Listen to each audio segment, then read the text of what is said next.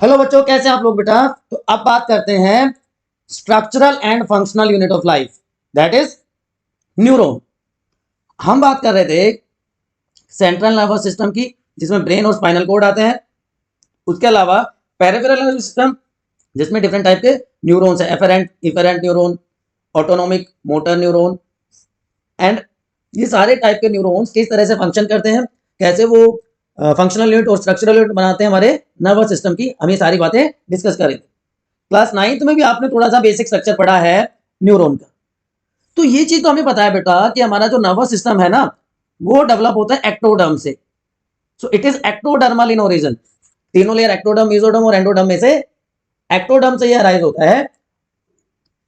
और coordination process, जो कि चैप्टर का नाम भी है, कंट्रोल एंड कोऑर्डिनेशन। तो जो कोऑर्डिनेशन प्रोसेस है, इसके थ्रू दो या उससे ज्यादा ऑर्गन इंटरेक्ट करते हैं, एक दूसरे को कॉम्प्लीमेंट करते हैं और एक डिजायर्ड फंक्शन, एक डिजायर्ड प्रोसेस को कंप्लीट करने में हेल्प करते हैं।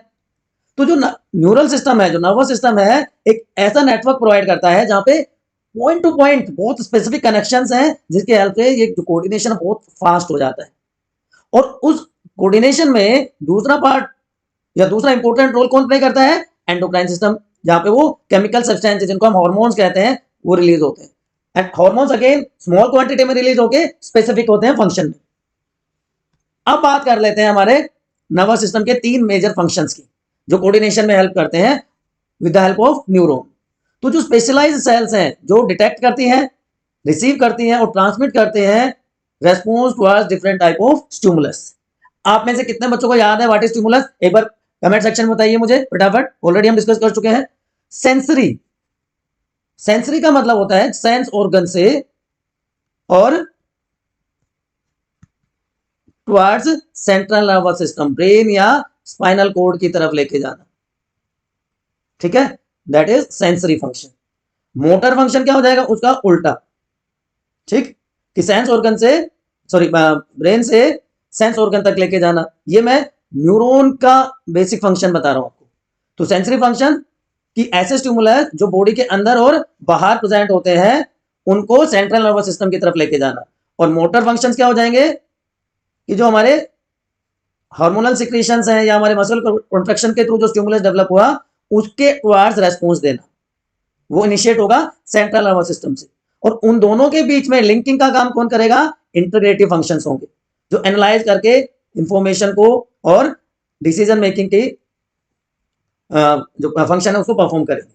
राइट, तो sensory, integrative and motor functions. अब जो लोअर ऑर्गेनिजम्स होते हैं, वहां पे जो ऑर्गेनाइजेशन है नर्वस सिस्टम का, बहुत ही सिंपल टाइप का होता है, क्योंकि वहां पे कॉम्प्लेक्सिटी होती है कम।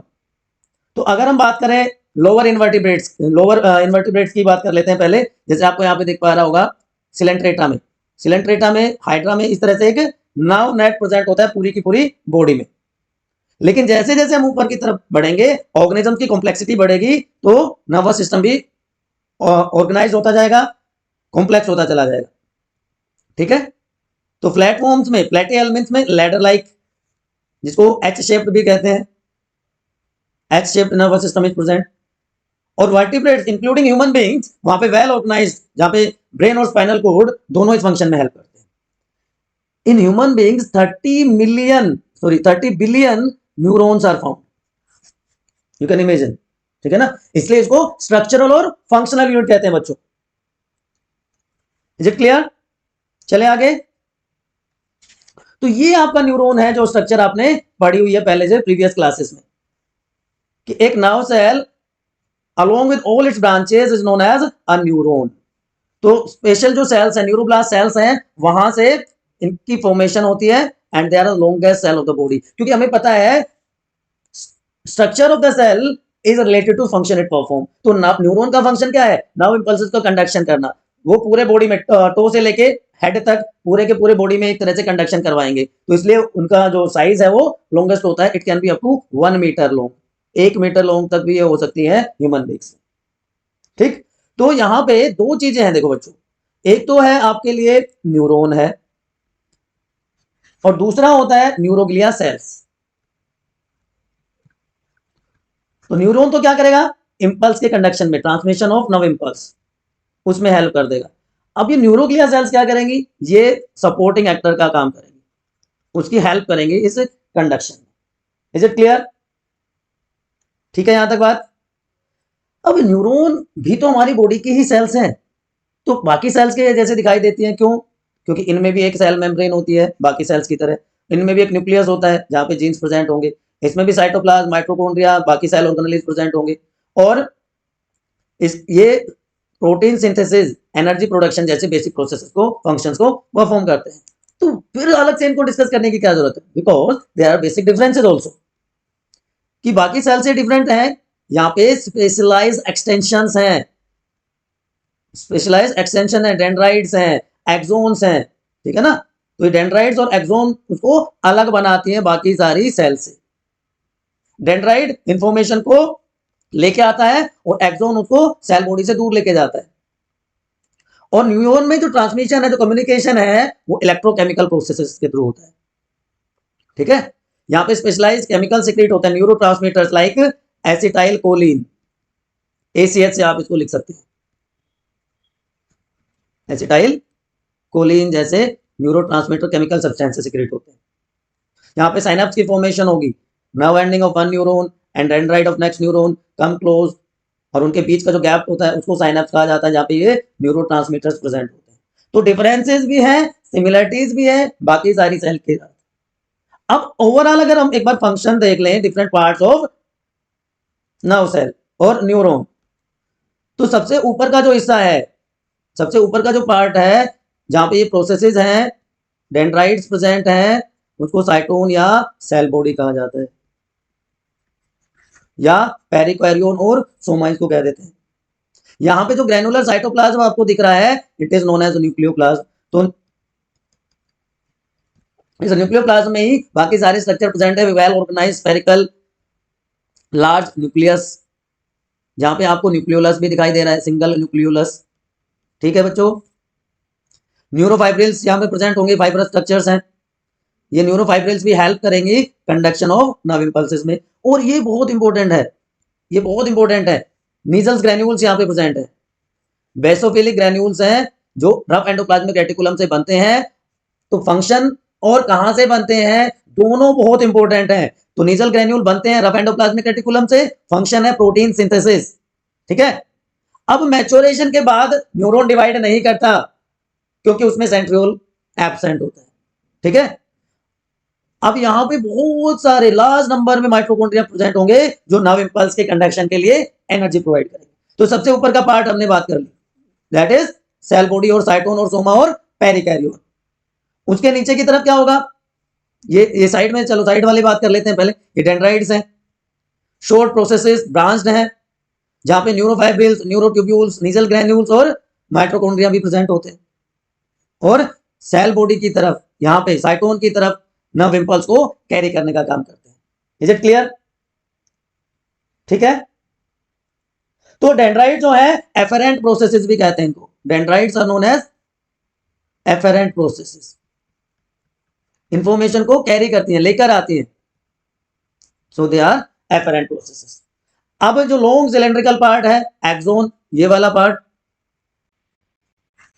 जिसका डायमीटर यूनिफॉर्म होता है, और इसका जो साइटोप्लाज्म है बच्चों वो कहलाएगा एक्सोप्लाज्म। यहां पे न्यूक्लियोप्लाज्म था साइटोन में, यहां पे एक्सोन में एक्सोप्लाज्म होगा। यहां पे माइटोकॉन्ड्रिया तो प्रेजेंट होंगे, यहां पे माइटोकॉन्ड्रिया तो होंगे लेकिन नीजल ग्रैन्यूल्स एब्सेंट होंगे। तो ये प्रोटीन सिंथेसिस में इनका कोई रोल नहीं होता। बात समझ में आ गई? अब इसका जो टर्मिनल पार्ट है, यहां पे इस तरह से आपको नोब लाइक स्ट्रक्चर्स दिख रही होंगी, ठीक है। These are known as synaptic knobs, synaptic knob इसको कहा जाता है, जहां पे सिनेप्टिक वेसिकल्स प्रेजेंट है, माइटोकॉन्ड्रिया प्रेजेंट है, सिक्रेटरी वेसिकल्स प्रेजेंट है। अब इन वेसिकल्स में ही न्यूरोट्रांसमीटर्स प्रेजेंट होंगे, ये फील्ड होंगे न्यूरोट्रांसमीटर से ही। सबसे कॉमन न्यूरोट्रांसमीटर कौन सा, एक बार बताइए फटाफट कमेंट सेक्शन में। अभी मैंने बताया था मोस्ट कॉमन न्यूरोट्रांसमीटर, बताइए, नाम मैंने लिखा था, ACH शॉर्ट फॉर्म में उसको कहते हैं। इसके अलावा गाबा, ये भी न्यूरोट्रांसमीटर है, अलग अलग टाइप के ट्रांसमीटर होते हैं। डोपामिन भी ट्रांसमीटर है, एपिनेफ्रिन, नॉन एपिनेफ्रिन,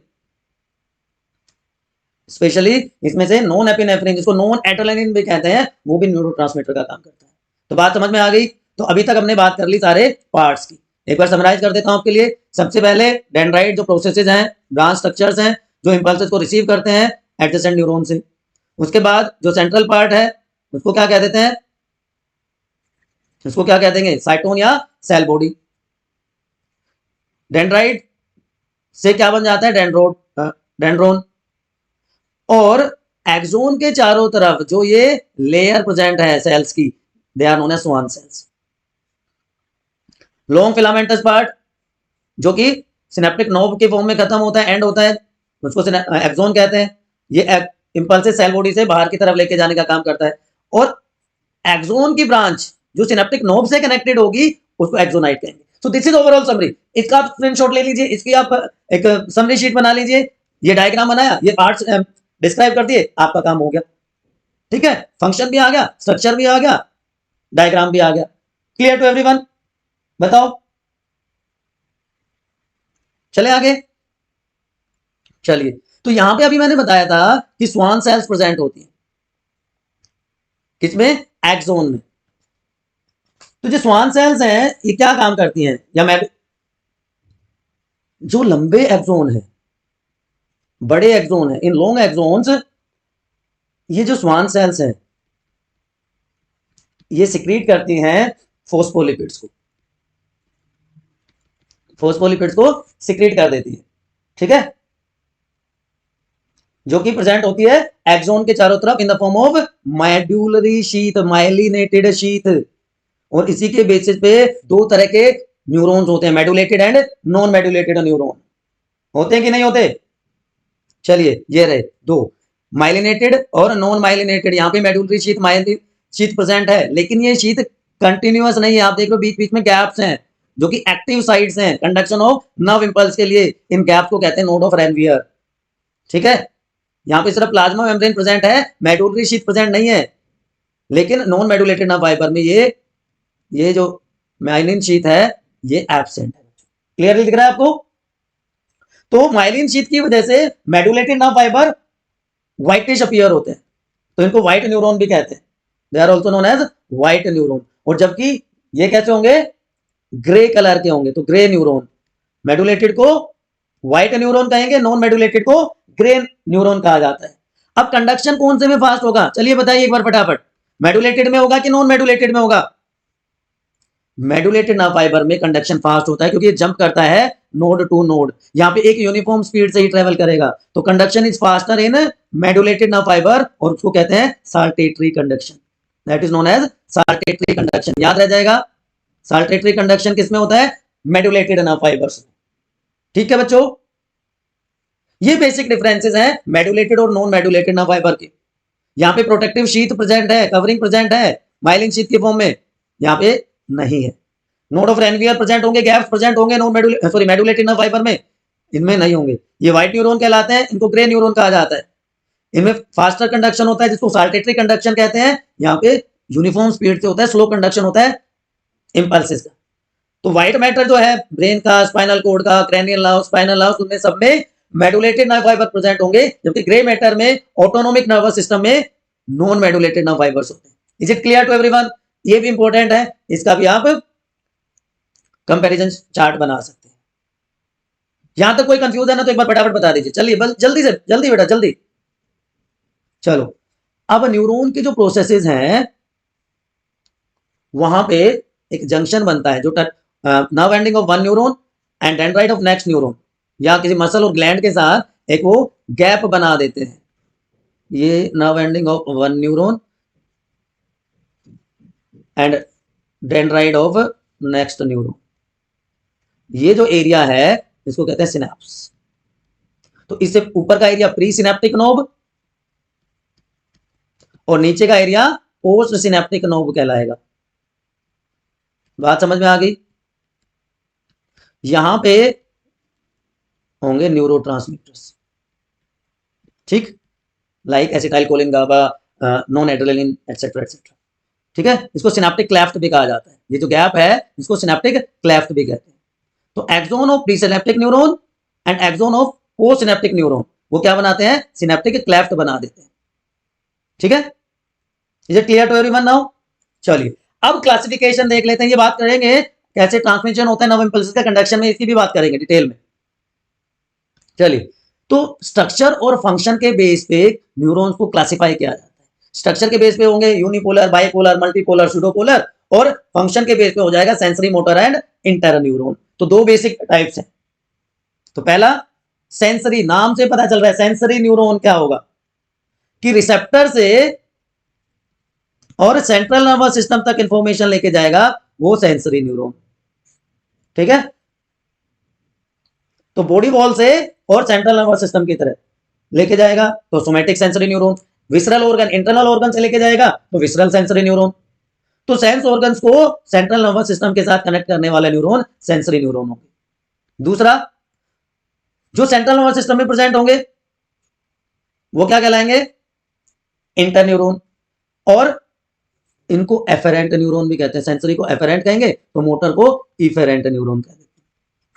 ये क्या करेंगे, इफेरेंट सेंस ऑर्गन से इफेक्टर ऑर्गन तक इंफॉर्मेशन को पास करने का काम करेंगे। ठीक है, चाहे वो बॉडी वॉल में है चाहे वो इंटरनल ऑर्गन तक।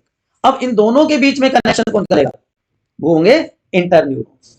ठीक है, तो मोटर सेंट्रल नर्वस सिस्टम से इफेक्टर ऑर्गन तक, सेंसरी सेंस ऑर्गन से सेंट्रल नर्वस सिस्टम तक, और दोनों के बीच का काम कौन कर रहा है, देखिए स्टिमुलस आया, रिसेप्टर के पास इंफॉर्मेशन आई, सेंसरी न्यूरॉन जो है वो इंफॉर्मेशन को लेके जाएगा ब्रेन के पास, स्पाइनल कॉर्ड के पास, सेंट्रल नर्वस सिस्टम के पास। अब एसोसिएटिव या जिनको हम क्या कह रहे हैं, इंटर न्यूरॉन, वो उसको इंफॉर्मेशन को जो ब्रेन में स्पाइनल कॉर्ड ने जज करके एक डिसीजन पे पहुंचे, वो इंफॉर्मेशन पास कर देंगे इंटर न्यूरॉन को, और वहां से वो मोटर न्यूरॉन के थ्रू होती हुई इफेक्टर ऑर्गन तक आ जाएगी। तो सेंसरी, मोटर और बीच में इंटर न्यूरॉन, रिले न्यूरॉन्स भी कह देते हैं। ओवरऑल आप यहां पे समझ सकते हैं, देखिए एक तरफ सेंट्रल नर्वस सिस्टम है, एक तरफ पेरिफेरल नर्वस सिस्टम है। तो जो सेल बॉडी है और दूसरी तरफ एक्सोन है, बीच में क्या है, इंटर न्यूरॉन, दोनों के बीच का कनेक्शन। तो सेल बॉडी से इंफॉर्मेशन कहां पे हो गई, कहां पे पहुंची, एक्सोन पे। एक्सोन की जो प्रोसेसेस है उनको हम क्या कह देते हैं, सिनेप्टिक नोब्स प्रेजेंट होती है वहां पे। ठीक है, तो ये सेंसरी एफरेंट न्यूरॉन हो गया। अब दूसरी तरफ क्या हो जाएगा कि जो इंफॉर्मेशन है सेंट्रल नर्वस सिस्टम से कहां पे जाएगी, इफेक्टर ऑर्गन के पास जाएगी, तो वो क्या हो गया, मोटर न्यूरॉन हो गया। Is it clear to everyone? बताओ, समझ में आ गई बात? दोनों का कंपैरिजन और बता देता हूं कि जो मोटर न्यूरॉन्स होते हैं वो लॉन्ग न्यूरॉन्स होंगे, जिनमें रिसेप्टर्स नहीं प्रेजेंट होते, और सेल बॉडी टर्मिनल होगी जहां पे डेंड्राइट्स प्रेजेंट है, और उनके फाइन प्रोसेसेस को डेंड्रॉन्स कहेंगे। जबकि जो सेंसरी न्यूरॉन्स हैं, रिसेप्टर से, सेंसरी न्यूरॉन क्या करते हैं, रिसेप्टर से सेंट्रल नर्वस सिस्टम की तरफ जाने वाले हैं, तो शॉर्ट है, रिसेप्टर्स की हेल्प से काम करते हैं, लेकिन डेंड्राइट प्रेजेंट नहीं होंगे ना यहाँ पे, एक लंबा सा डेंड्रोन नहीं प्रेजेंट होगा। तो ये बेसिक डिफरेंसेस भी आप याद रख सकते हो। दूसरी क्लासिफिकेशन क्या थी, on the basis of processes, on the basis of structure. तो यूनिपोलर, नाम से पता चल रहा है यूनिपोलर, एक सिंगल प्रोसेस है जो कि सेल बॉडी से एक्सटेंड करती है, एक सिंगल प्रोसेस, सेंट्रल प्रोसेस। ठीक है, उसको क्या कह देंगे, यूनिपोलर न्यूरॉन। एक ब्रांच जो कि एसोसिएटेड है डेंड्राइट के साथ, जो कि पेरिफेरल बॉडी पार्ट में प्रेजेंट है। दूसरी ब्रांच, दूसरा एंड कहां पहुंच जाएगा, ब्रेन या स्पाइनल कॉर्ड में। ठीक है, तो unipolar neurons normally non coordinates में मिलते हैं। अगर आप कहोगे सर ह्यूमन बॉडी में कहां मिलते हैं, जो हमारी अर्ली एम्ब्रियो डेवलपमेंट है वो उस स्टेज पे भी ये प्रेजेंट होते हैं। ठीक है, कोऑर्डिनेट्स में अर्ली एम्ब्रियो डेवलपमेंट स्टेज में ये प्रेजेंट होंगे यूनिपोलर न्यूरॉन। बाइपोलर बहुत इंपॉर्टेंट है, बहुत बार पूछा गया where bipolar neurons are found. आंख बंद करके आप बता देना, bipolar neurons are found in retina of eye. Retina of eye, यहां पे बाइपोलर न्यूरॉन प्रेजेंट होते हैं। One dendron one axon, one dendron one axon. Unipolar में क्या था, एक्सोन था, डेंड्राइट नहीं था। यहां पे डेंड्राइट नहीं था, ये इसकी प्रोसेसेस है थी, लेकिन यहां पे एक डेंड्रोन एक एक्सोन। ठीक, इसके अलावा रेटिना के अलावा सर कहां प्रेजेंट होता है, जो हमारी बॉडी का ऑल्फैक्टरी एपिथेलियम होगा, वहां पे प्रेजेंट होगा। और का मतलब स्मेल से रिलेटेड, वहां पे प्रेजेंट होता है। तीसरा हो गया मल्टीपोलर न्यूरॉन्स, कि एक एक्सोन बहुत सारे डेंड्रोन्स या डेंड्राइट्स। तो हमारी बॉडी के जो न्यूरॉन्स हैं वो सारे के सारे कैसे हैं, multipolar, many processes from cell bodies, single axon, बाकी सारे के सारे डेंड्राइट्स। तो ब्रेन में, स्पाइनल कॉर्ड में जितने भी हैं सारे के सारे कैसे हैं, मल्टीपोलर न्यूरॉन्स। बात समझ में आ गई बच्चों? यहां तो कोई कंफ्यूजन है तो एक बार बता दो मुझे। नहीं? Clear to everyone? कोई कंफ्यूजन है प्लीज आप एक बार बता दीजिए मुझे फटाफट। न्यूरोग्लियर सेल्स अभी आपको पढ़ने की जरूरत नहीं है, आगे हम पढ़ेंगे mechanism of conduction of nerve impulses, कि 3 स्टेजेस में होता है, polarisation, depolarisation and repolarisation. 3 step में पूरी प्रोसेस कंप्लीट होती है। ये हम अब नेक्स्ट सेशन में पढ़ने वाले हैं। तब तक आप अपने जो डाउट्स हैं एक बार पूछ लीजिए बायोनीति के कमेंट सेक्शन में। अगर बात समझ आ गई हो तो लाइक करके और शेयर कर दीजिए। और अभी आपने ज्वाइन किया है चैनल को, आपने अभी वीडियो देखा है तो सब्सक्राइब कर दीजिए। ठीक है, thanks for being with us. अभी बात करेंगे कंडक्शन ऑफ नर्व इंपल्सेस। बेटा बहुत सारे वीडियो तो आपको मिलेंगे वन शॉट, कि 1 घंटे में सारा कंट्रोल कोऑर्डिनेशन वाला चैप्टर पूरा हो गया। नहीं बेटा, ऐसा नहीं होता है। एक एक टॉपिक इंपॉर्टेंट है। अगर हम छोटे छोटे पार्ट्स में चीजों को डिस्कस करेंगे, point wise, topic wise discuss करेंगे, then only we can get great output. और ये लेक्चर्स अगर आपका टारगेट फ्यूचर में नीट करने का है, तब आपको रियलाइज होगा कि सर ने क्यों इतना प्रिसाइज वे में चीजें करवाई थी। ठीक है ना? And keep studying.